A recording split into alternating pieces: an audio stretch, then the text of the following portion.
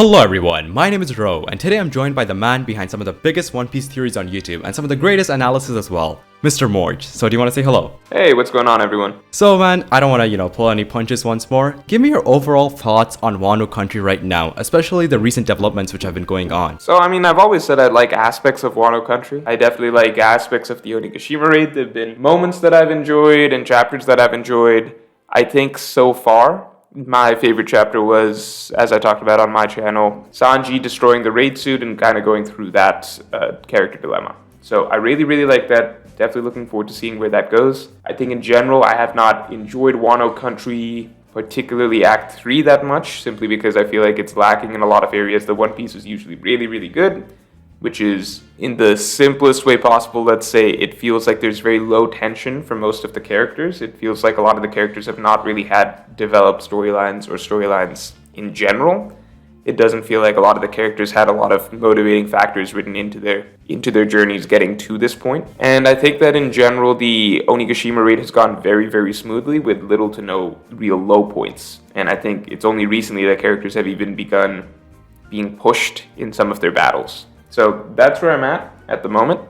I think that things can hopefully still turn around, in my opinion, on Wano no Onigashima, because I really do want this to be the best arc in One Piece, as it was kind of marketed as. I won't say any editors or Oda has specifically said that, but it was kind of framed as this is going to blow everything else from the past away. So definitely think that it can still do that, but at the moment I'm not really feeling the arc. So do you still think the raid will fail, given the recent developments and how smoothly the raid is going right now? Yeah, I definitely still think that. I think part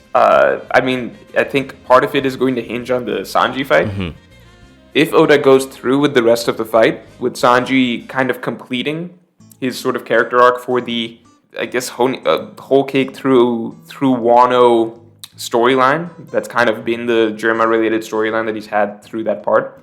If Oda gets Sanji's character to a closing point, a clear resolution that feels like he tied up and sort of answered the conflict that was raised here. So whatever that might be, Sanji kind of experiencing changes during the Queen fight and then overcoming those changes and staying true to himself.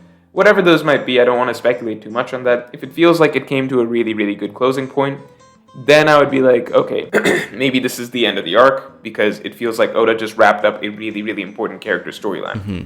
Now, on the flip side, if Oda cuts away from the Sanji Queen situation after this chapter, or he has Sanji beat Queen but not really address any of the character stuff over the course of it, then I'd be like, yeah, I still think the raid's going to fail, because it doesn't feel like Oda is treating this as though this is the end of the arc. It could be more so, that Oda's introducing Sanji's character conflict at the point that the Strats are not meant to succeed. So I definitely think that overall the raid is still going to fail. I think that things are going way too smoothly.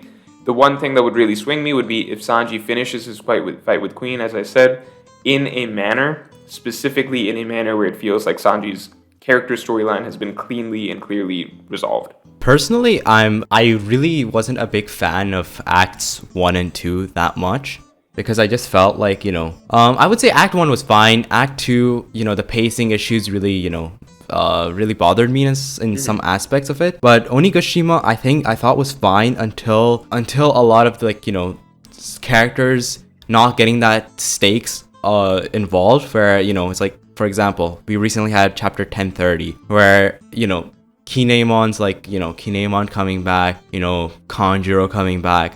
Personally, I'm just not a big fan of, the whole fake out dead stuff. Another thing which, kind of impacted me and, the greatness of Wano, which was, portrayed by, the Oda staff, was, off-screening of a lot of this stuff. I feel like if you want to have a really big impact, be it emotional or in any sort of way, I think it's important to show what's actually happening rather than to off-screen a lot of things. So I think that's what really deters me from giving Wano a really high pedestal. I still think it has a lot of potential for it, but I think the execution of it at certain times I just felt was, a little bit questionable. I would agree. I think Wano has incredible highs, right? I think that whole rooftop fight was an incredible high. I really loved Sanji's entire development, which we recently seen. And as I'm personally, the whole Zoro Sanji fan thing, I'm personally more of a Sanji fan because I like his character a lot more. So I was really excited to see, Sanji's character struggles and internal struggles relating to it, and I got what I wanted out of it, you know, and I'm probably gonna get a decent fight out of it too. But I feel like a lot of other characters just simply did not get that sort of you know, emotional sort of stake involved. Yeah, not really even close. I think the Sanji's incident is significantly different, and it's interesting because it's a good character conflict to come up, but it's very independent of the actual Wano storyline. So it's actually really just carrying off what was set for him in Whole Cake, and that just happens to be coming into play in Wano. It's not even as though it's based off of things that were set up for him. Personal investment in what's happening in Wano over the course of Act 1 and Act 2. It's more of a personal issue that happens to be coming up this arc. So I think overall where Act 2 kind of didn't serve, if this is the final battle, right, if the raid doesn't fail, it's more so the fact that Act 2 did very little to sort of tie the Straw Hats into the conflict that's going on in Wano at the moment, because they were largely background characters, and you don't really see that in any other arc where Oda wants to get the Straw Hats invested in the main storyline. Rather, Oda is usually trying to get them as emotionally invested as possible into what's happening in the country. Whereas, again, Act 1 and Act 2, specifically Act 2, they're very much off to the side. They're not really present there. So it's hard to write an emotional moment for them or important character moments for them in Act 3 if it's supposed to be the final battle, because there's just nothing that would set up for that. Well, what's your thoughts on, like, you know, the big off-screen stuff happening? Because to me, I think that's like the biggest problem right now I'm having with like the insane amount of off screens that we're getting. Like, I don't think we've, like, apart from the Tobi Roppo fights, which were just one chapter long, I don't think we've gotten like a solid, you know, like continued fight except for like Roof Piece. Like a lot of them, like, you know, Nekomamushi's and Inuyashi's fights were off screen, and, you know, Kaido beating Luffy the second time was also, you know, third time was also off screen. Yeah. So I'm really, you know, I'm really not about that. So with the off screens, I think that it really depends, because I always tell this to anyone who I'm doing, if I'm having a One Piece discussion, it's hard for me to separate, okay, if this is the final battle, I always have to preface it with that, basically. Because in my mind, if this isn't the final battle, then doing things off screen isn't too bad, because it's not the end all be all fight. But if this is the final battle, then I would generally say that, yeah, like, it's kind of crazy that the amount of times that we've been getting a snippet of a fight and then cutting away to some other stuff and then cutting back in to get the final snippet of the fight, it's been really bad, because it just doesn't, it doesn't hold value. Even ignoring like other series, just looking at One Piece itself, One Piece's strength when it comes to fights is usually not necessarily the action, it's being really good at telling the story over the course of a fight. So when Oda's skipping and cutting around away from all of that, then it's not really like we're getting, it's not like Oda's choreography is that good compared to a lot of other series, right? So we're just cutting back to get like a final blow or like a little bit of a skirmish here or there, or we don't see it at all.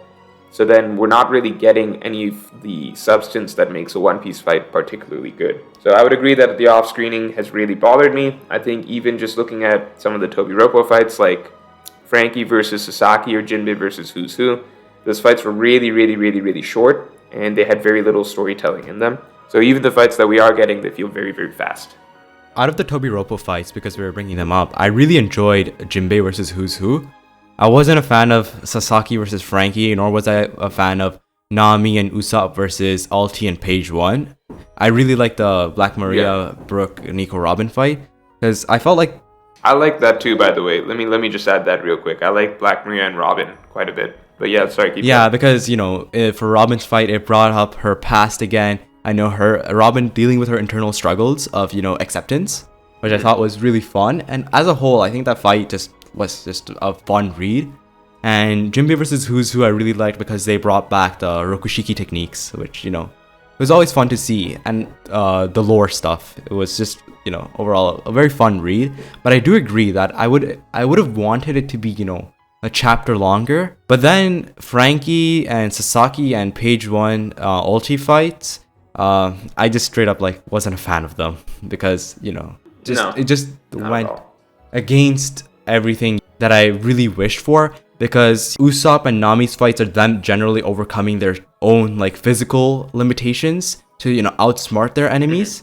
And in this one, we just had Big Mom essentially knocking out Ulti for a little while, right? Which I don't know. I'm just like, I don't like it when, you know, it's setting up an individual fight and then, you know, some outside factor which isn't, you know, the character's own like thing just affects it. No, I 100% feel you. Totally agree. I feel like the raid as a whole has been missing a lot of the usually what we would expect from One Piece. Just from big One Piece finales, and it's just surprising to me because it is supposed to be the biggest, most climactic one of those finales that we've ever had. Do you think in a sense like the expectations we had were too high, or do you think they were justified? No, because even if this was just a random arc, like even if you took away everything that Oda said, everything his editors said, like you can look at the Tobi Roppo fights in isolation and then just compare them to any Slobby fights or Alabasta fights.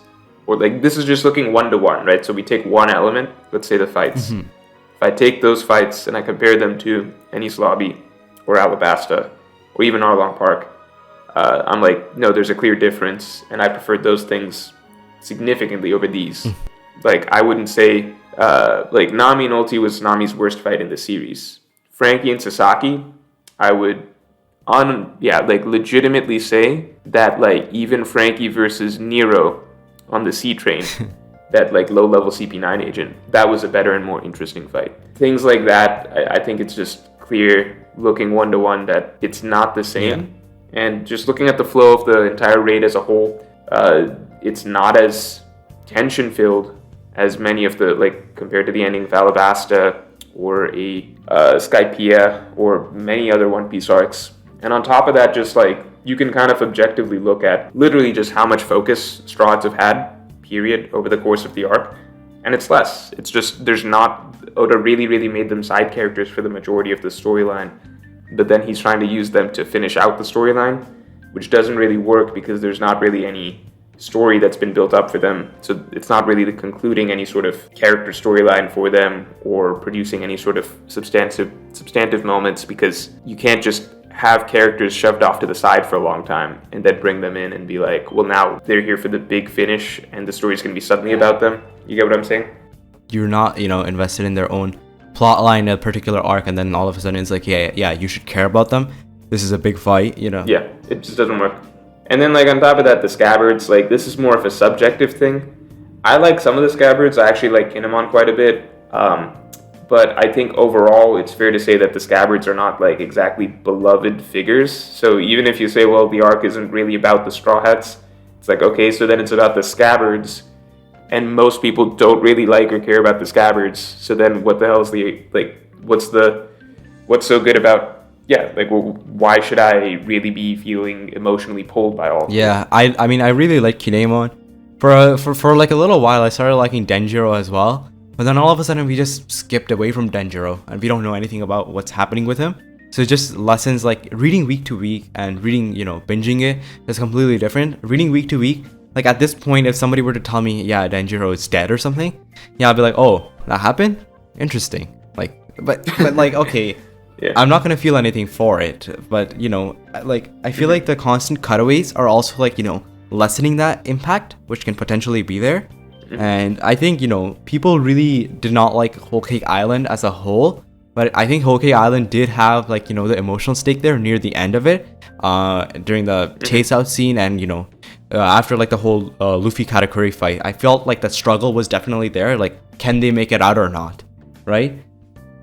Which, you know, that's like that thing where it's like, can they do this or not is the thing, which is the primary thing which is lacking, because at no point is our belief in the Straw Hats at any point in doubt, right? And it's been reinstated multiple times too, right, by like Hyogoro and people like that.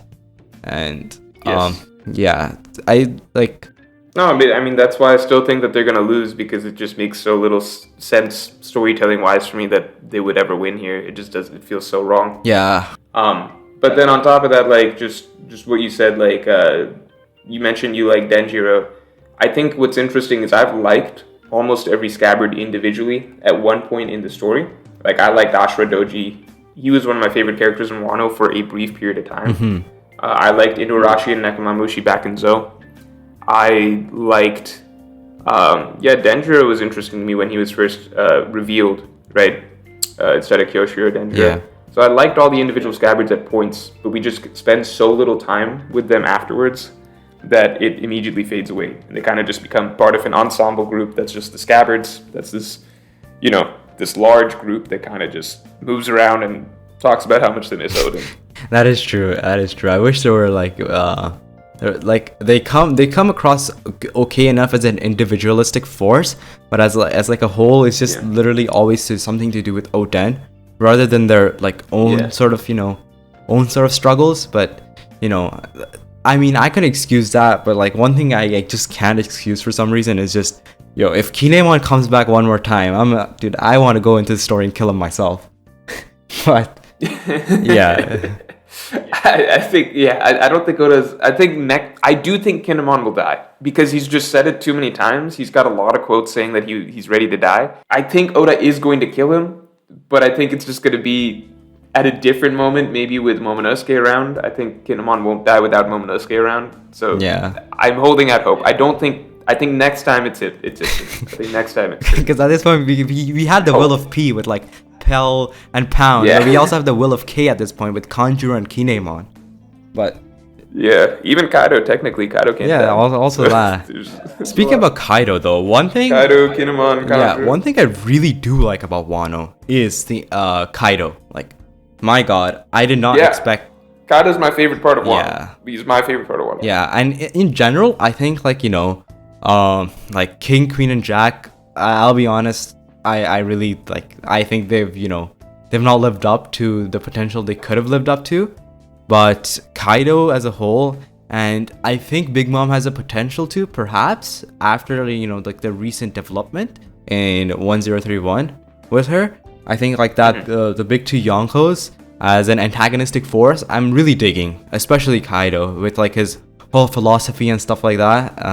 I'm really enjoying that aspect. Yeah, I think that Kaido has had, if you piece together all of Kaido's quotes and dialogue for the arc, I think it's one of the most promising villains One Piece has ever had. I think, in my opinion, he has really solid potential to pass up Doflamingo. For me personally, I already like Kaido more than Doflamingo. I'm saying more so for more people. I think a lot of people kind of hold Doflamingo up as the best written One Piece villain or whatever that means. I think Kaido has a lot of potential to pass him up in a lot of people's eyes because Kaido's just the most so philosophical, insightful philosophical villain that we've ever had. Yeah. I think Doflamingo was when if you go back to his Marineford speech and stuff like that, but Doflamingo peaked with that, and I don't think that came out as strongly or with any new things to really say in his actual arc of Dressrosa. So I view Doflamingo as kind of having peaked, let's say philosophically, with his before his arc. Whereas with Kaido, before his arc, he just seemed like a big scary guy. But then as we've progressed through the arc, he's got a lot that he's thinking about, and he's got a lot of different views on things I think in general death or what his goal or role in the world is. Yeah, I think my best aspects of Wano are the lore related stuff and the whole philosophical related stuff. That's why I think that's one of the biggest reasons why I like Jinbei versus Who's Who. I know the fight itself was cool with the Rokushiki, but the whole Gomu Gomu no Mi, that whole thing recontextualized. With Kaido, the whole you couldn't be Joy Boy either, and there's a particular reason why he chose Wano.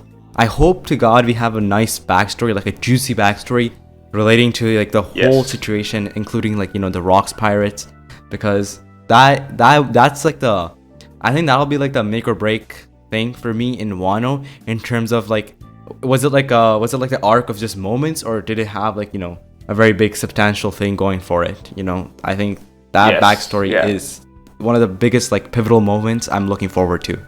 I definitely agree, and now that you're mentioning it, you really like the lore, for example, right? I think for me, part of what has really affected my opinion or enjoyment of Wano, this is more my personal sort of how I tend to enjoy things is I get that a lot of people really a lot of people mention Wano has high highs, and then maybe the low parts are not as good. Like its strengths are really good, its weaknesses maybe not so much. I talked with JD Legend earlier, I think a few days ago, and he had very similar sentiment. So you mentioned like the lore.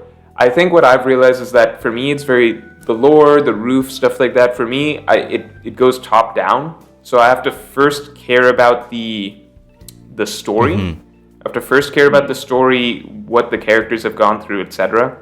I have to first feel all of that, and then I can kind of like, if that stuff is in place, then I'm enjoying moments that are hype, such as battle on the roof or lower drops, things like the sun god, etc. Yeah. I think I need the core enjoyment first, and then everything else. Yeah. For me, it's hard for me to differentiate and be like, okay, so we didn't get the storytelling elements that I wanted, but the roof battle is kind of crazy, therefore I'm going to enjoy the roof battle, or the lore drops are interesting, therefore for me, everything else becomes kind of, I become a little more numb to it, or it becomes a little less satisfying, or I'm not interested in it as much when I don't have the key piece that I care more about.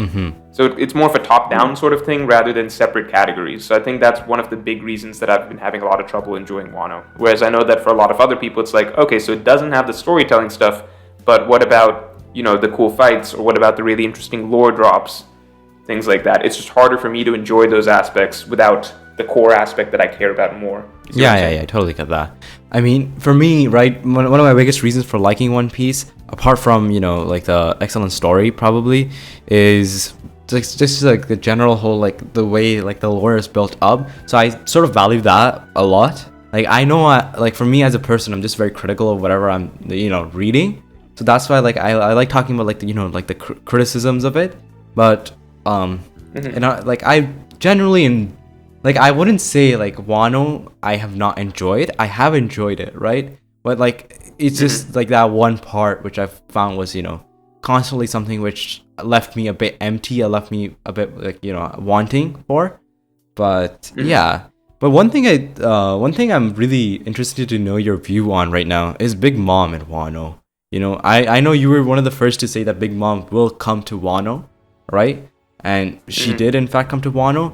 But do you think that Big Mom has been utilized well in Wano? I think no. Let me say clarify the previous thing really quick, which is that like I also really, really love One Piece for the lore and the world building. And I really, really think One Piece is the series that in terms of like hype stuff, so like action and stuff, One Piece gets me more hyped than any other series, because like the build up behind the Yonko, etc. is so huge, the world is so huge, etc. So like both the lore, both the hype, like I've considered those some of the best aspects of One Piece. That's why I like One Piece way more than a lot of other series, because it just does so many things so well. But for me, like, those things have to stack on top of the foundational thing, I guess, which is I need the storytelling, and then I really, really care about all the lore and the world building. So it's just weird, because I know that if a few other elements were there, storytelling-wise, then I would really, really be much more interested and invested in the lore that I'm getting. But it's just like when that's missing for me, then even if the lore, even if the hype is there, I just don't feel it as much. But that's not to take away from like anybody else who's really enjoying Wano, because there's just different preferences. Subjective at the end of the day. But as for Big Mom, it's weird. So I was actually writing a video yesterday about why I don't think that Big Mom losing the kid in Law, I think it's not. I don't like that. I'm very vocal about, I think Law has literally no story connection to Big Mom prior to like this. It's just not there. Particular fight. And I was talking to this with my friend the other day, where it's just like, why like Kid I sort of get, right? Because Kid had an altercation with Big Mom, but Law, like, why is he even there? Like I know you have to use him. No, yeah. I think that if Kid and Law beat Big Mom here, how do I say this? I think that no matter what, Luffy has to fight Big Mom at some point. So if Kid and Law beat Big Mom here, I think it can't be a permanent situation. It would have to be a setback for her or something.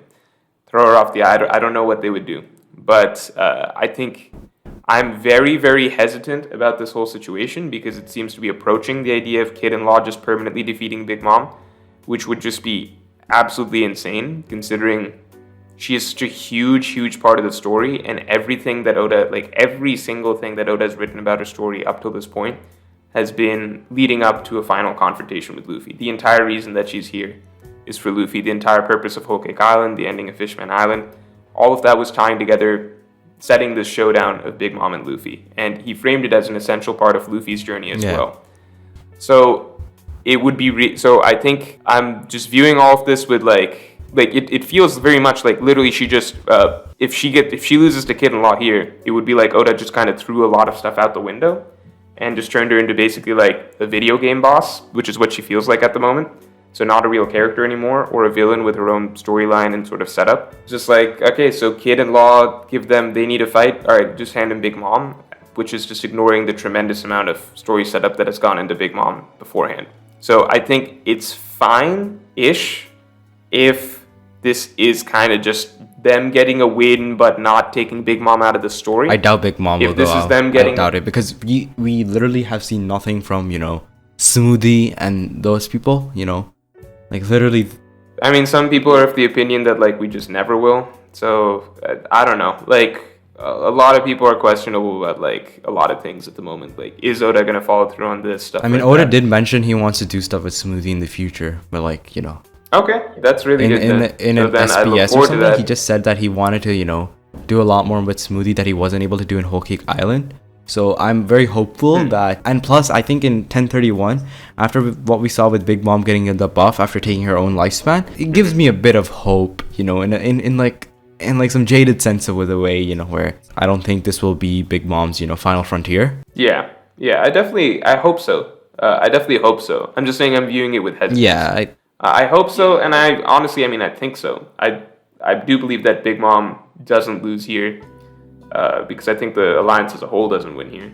So I think that's fine, but I'm just talking about the possibility that a lot of people seem to be on, which is like Kid and Law are just going to beat Big Mom, basically, and that'll be the end of her story. I think that's unlikely, and I think I really would not like it if it happened.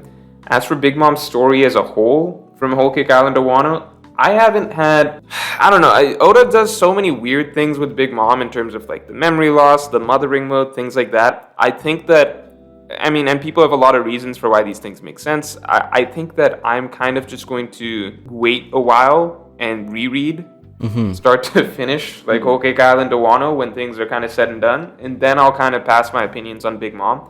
I think that the reality is that I feel that Oda has been kind of all over the place with how he writes her, but you could argue that's part of her character. Yeah. But at the same time, I feel like it's just...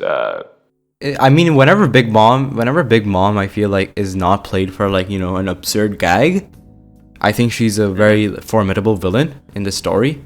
Yes, and she can feel like a really formidable villain. She definitely can. I think, honestly, Oda's treatment of Big Mom in Act 2 was horrendous, but Oda's treatment of Big Mom, I think in Onigashima, was fine, and I don't really mind it too much, because after like I went through that process where I just reread from Whole Cake Island to around chapter 1010 or whatever at that point it was.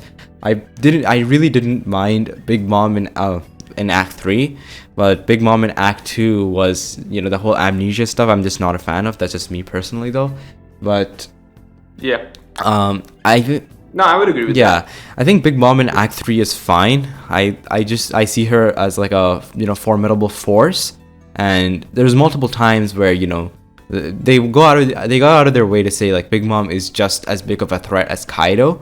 So I think Oda very well knows that he can't undermine Big Mom and underplay like her feats and what she is capable of. So I'm very hopeful for Big Mom, honestly. I think she will have like a big impact on the overall how things go, and yeah, as a whole, I'm fine with Big Mom as like a character, but I just wish like sometimes he would like go a little bit less on the gags, but then again, humor is like a big part of One Piece. But I really like the humor where Sanji's carrying around Zoro taped up. That sort of humor is like I'm all for it, or like the gifters like coming up when they were going up to the rooftop.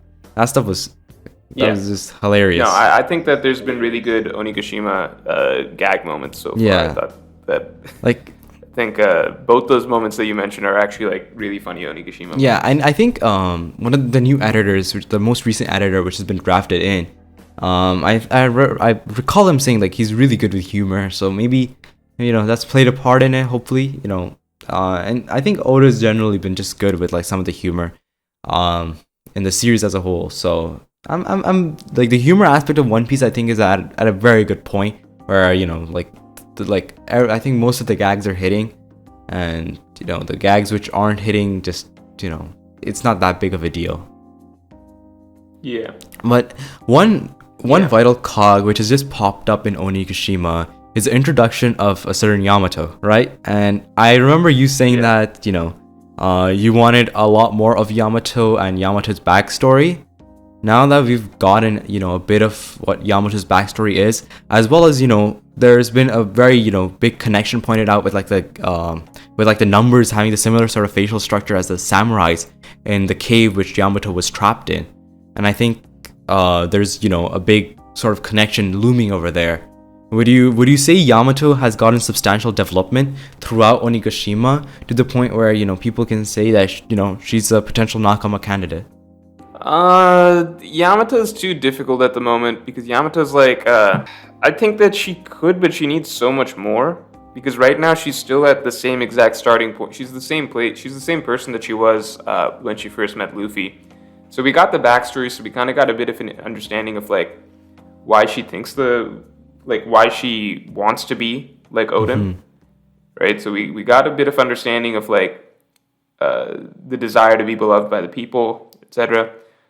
So I think that's good. We learned a bit about why she is the way she is, but nothing about her character arc hasn't started yet. So nothing has really changed for her. I believe that if she were to become a Straw Hat, then she would need to grow out of the mentality of I need to be Odin, I need to follow Odin's footsteps, etc. So there's something big that needs to happen to change that perspective. So I think we're a far ways away from seeing her complete that arc. And I think that it would make very little sense if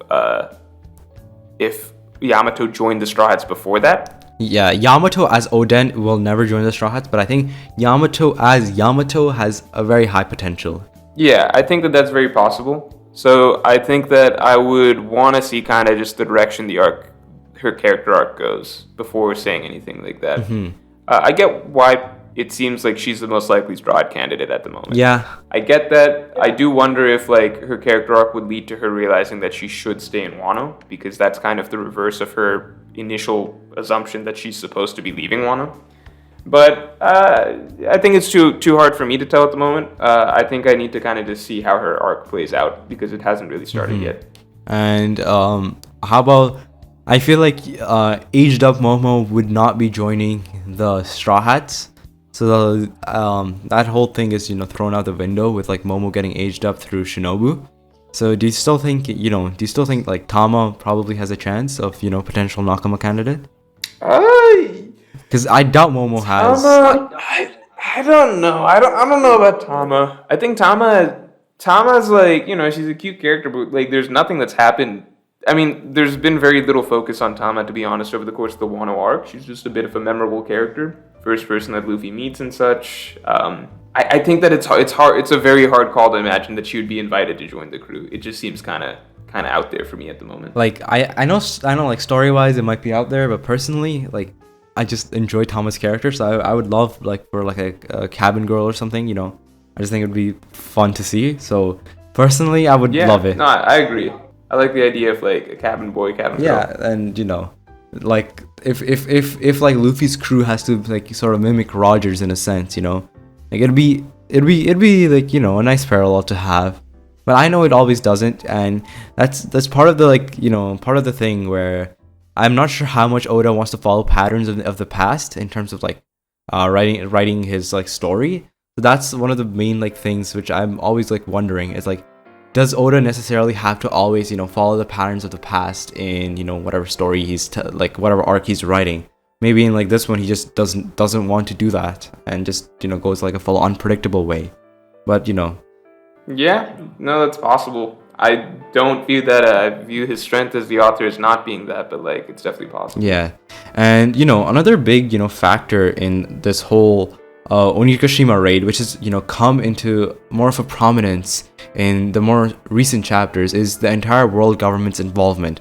After we saw, Rob Lucci and the CP0 coming after Nico Robin, and, the whole protection of Nico Robin has been like a sort of concept which has been popping up every now and then, and it's coming more and more into the forefront. Do you think, how much of a role do you think the world government will play in the future? Because I think it's a pretty substantial one.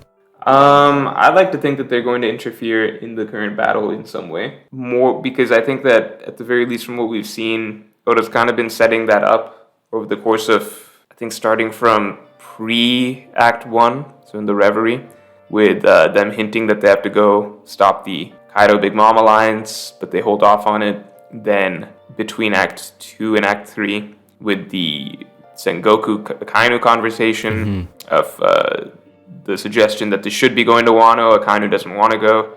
And then finally they end up coming to Wano anyway. I think Oda has been building up that additional world, Marines have to come to Wano storyline in the side, and just been kind of trying to hint to the reader that it's going to happen, but trying to hold off on it bit by bit. So I think their arrival in Wano will be a pretty significant deal. I think that how much it'll be CP0 versus how much it'll be the Marines who make a big impact is yet to be seen. Obviously, we don't know. I think some people have been talking about, we might get to see the SSG. There might be an Admiral on board. It's hard to tell what sort of force the Marines would send to Wano, because the Marines, in theory, they're thinking that they can come in when, if Kaido and Big Mom are defeated, and, take people captive. So would they send 2 admirals? Would they send 1 admiral? Would they just send the SSG? I don't know. If they are sending an admiral, Green Bull has to come. Oh, Green Bull has to come. Yeah. I thought you said Weevil. I was like, Weevil? I forgot about it. Oh yeah, Weevil exists. Yeah, totally. I forget about him all the time. Forgettable guy. I completely forgot about him. I mean, I think if they're sending an admiral, Green Bull has to come. I think that's the one admiral we need a lot more of, because we literally have nothing. Yeah. But literally nothing. Yeah. But I think the Robin storyline where Zoe was brought up too, it's all been Nico Robin, protection of Nico Robin, and CP0 has been the concept at play for the longest time. So it's definitely that, right? And right now we're probably getting a Brook versus CP0 fight. I don't know how I would feel if CP0 wins or Brook wins. I'm very unsure about that, but overall, I think that's a very interesting storyline personally, and that's another big thing apart from the Kaido flashback, which I'm really looking forward to, is the whole world government and Marine involvement in Wano, which I think will most definitely come to the forefront. And if in fact this raid is successful, I think the Straw Hat and the Alliance will fail on the Marines and world government aspect. So I personally don't like the idea that they beat. This is my personal preference, right? I don't like the idea that they beat Kaido, Big Mom, etc., and then CP0 and the Marines kind of make them lose, because to me that kind of is a very messy story to I don't know what you don't get really the satisfaction of kind of taking down Kaido and such, because it just turns into something else. Yeah. So I'd rather, if they were to face a defeat, it be at the hands of Kaido, which is the main storyline that has been built around. Otherwise, I feel no matter what, the point when they defeat a Yonko or defeat the Yonko, I feel that needs to be a very powerful, cathartic moment, similar to pretty much every One Piece arc in the past. I think it would be very unfortunate if the Straw Hats won and defeated Crocodile, for example, but then Smoker they don't really get to. Yeah, it's not as. I think it takes away a lot of what One Piece does really, really fair enough. So I wouldn't like that route. To be honest, I wouldn't even count that as the raid failing. I mean, I might. No, I would if it's that's partway through the Wano arc or something. I mean, it would be partway through the Wano arc. But it's not what I talk about. It's not what I mean. Yeah. But, overall, it's just, an idea which, it could happen potentially, Is it a good idea? No, I'm not sure. I don't know. But you're right, it could happen. But sure. It's an idea, certainly. But, let's, as we're approaching, the conclusion of this, what would you, out of 10 right now, as of right now in the story, what would you rate Wano as a whole? Oh no! Don't do that to me. Okay. I can't. I actually can't. I It's can give you, I can too. give a rating. I think it's like a, What's your I would say rating? 7.5, you know, right now, because I had to consider like the incredible highs of Wano, right? And I'm not sure if you consider like the chapters in between like to be a part of Wano or not, but you know, those are fantastic as well. And I was a big fan of like the whole Oden flashback, which, you know, maybe because of like the I whole like the lore open stuff which I'm flashback. Yeah. attracted to. So, Yeah. Yeah. you know, like I 7.5 definitely like that. is my rating right now, as of right now. Uh, yeah, I can't give a rating. Yeah, I know it's because I know it's not a high rating in my book at the moment, but I don't know where I would put it. But for any viewers who are like going crazy over this, I think that like I'm seeing signs of it. Like I like the Sanji chapter a lot. I think that's, again, I've mentioned that I personally think that that's the best Sanji chapter. I think, in my opinion, the best Sanji chapter in the series. So, Yeah. you know, for a character to get, in my opinion, their best highlight moment in the entirety of One Piece in this arc, that's a big deal.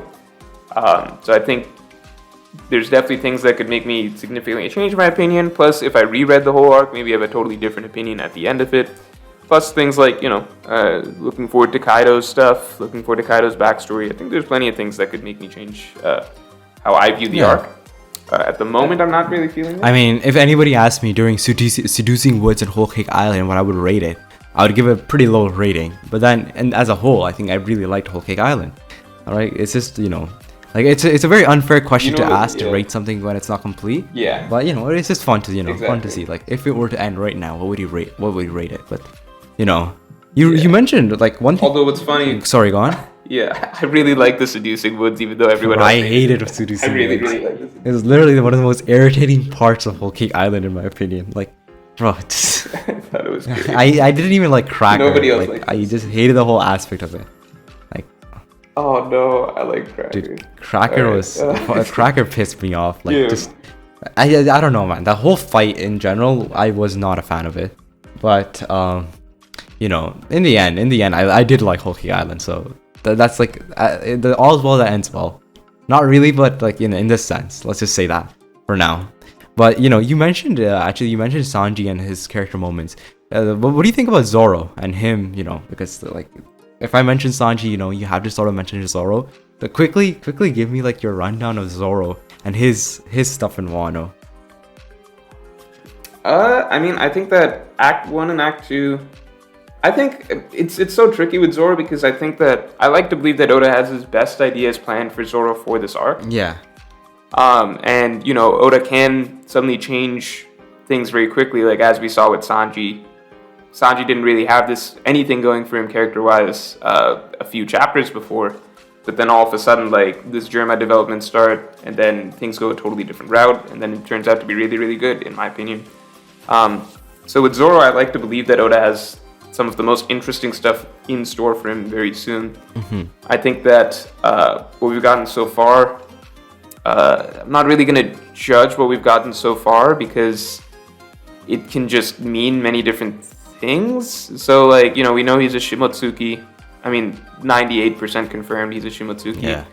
How is Oda going to play that into things? I didn't really love his storyline for Act 2. It just felt like giving him things to do rather than... It was keeping him away from the main sort of conflict in a sense, rather than playing him into it. And I mean, I did like the way Act 2 ended for him, as he saw Yasuo's death. That really, really made him angry. That gave him a grudge against Orochi. I thought that actually was all very good and like a lot of potential there. That didn't really play out in Act 3. I don't think Zoro is thinking about Orochi whatsoever. I don't think that... It's hard to tell how much Yasuo's death is influencing his stuff at the moment. But I think that the seeds are there because the Shimotsuki passed, the Ryoma passed, Yasuo's death, Orochi grudge, developing Conqueror's Haki. I love There's a that, lot... by the way. I love the whole Conquer stuff. Like, I think it was like, you know, it was something which was like coming through for a long time, you know, of Zoro developing Conqueror's Haki. So, you know, seeing him, you know, use it against Kaido, I really dig that. Definitely want to see more of that. Yeah, for sure.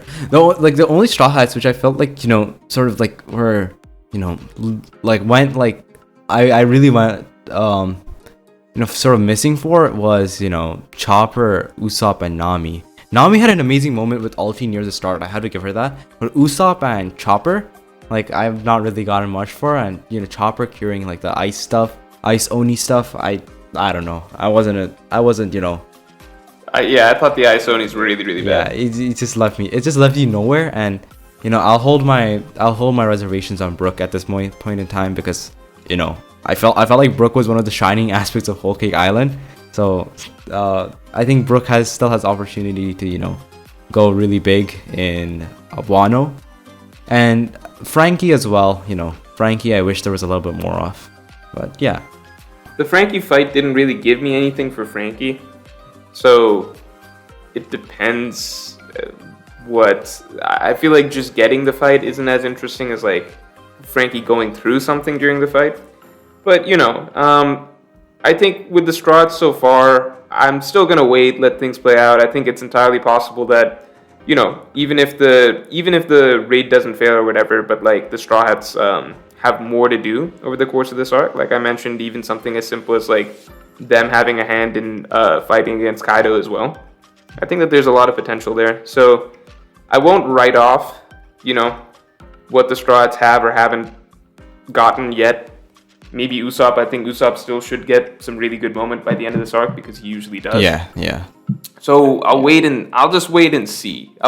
Zoro I have the highest expectations for, but I do hope for something for everyone. Yeah, and I think like Luffy's development has been really good in my opinion. Like we haven't talked about Luffy at all. Just mentioning that, like I really like what's happening with Luffy right now, and him developing into the leader, and developing more of like a Luffy feels like a Yonko, which has been he does feel like a Yonko at this point, like very much. Yeah, so. I agree. And I think that's about it. We covered most of the things which we wanted to talk about. So as a whole, I think to wrap everything up, I think Wano still has a lot of potential going for it. It hasn't necessarily lived up to it. I think we both agree on that, but it still has a lot of potential, and it can turn out to be a great arc by the end of it if certain things are met in terms of like the storytelling perspective. Yeah. All right. Yeah, for sure. And I want to thank you for coming on to the channel, and I really appreciate it. So yeah, no problem, man. Thanks for having me. And thank you all for watching this video. I hope you have a nice day. Peace.